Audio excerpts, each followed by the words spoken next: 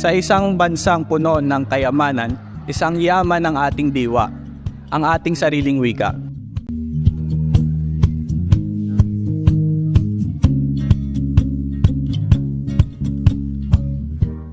Ang wika ay pundasyon ng kultura, ang hibla na naghahabi sa bawat isa.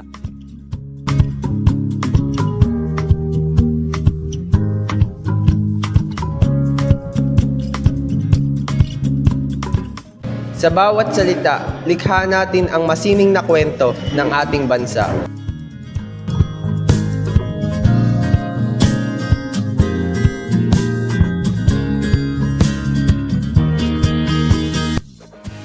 Ang wika ay tulay tungo sa edukasyon. Sa pamamagitan nito, natututunan natin ang mga aral ng mga nakaraan at binubuksan ang pintuan tungo sa malawakang kaalaman.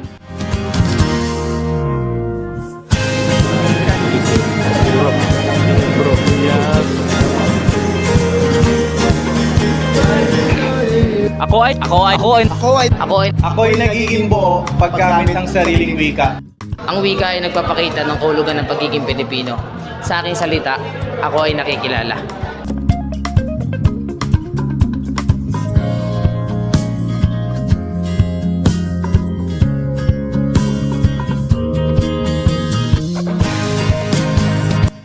Nagtatangi ang wika sa mga panahon ngayon. Ito'y na-adapt sa panahong may hashtag, emoji, at panibagong pamamaraan ng komunikasyon. Ang social media ay nagbibigay daan sa mas mabilis at mas malawakang pamamahayag ng ating wika at kultura. Kaya ito ay ating pagyamanin.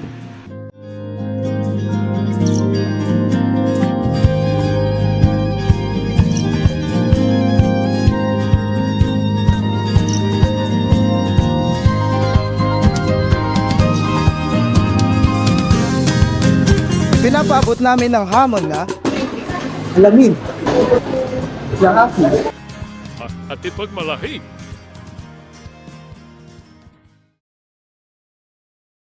Sama-sama natin yung paglaban ng ating wika. Wika natin, yaman natin.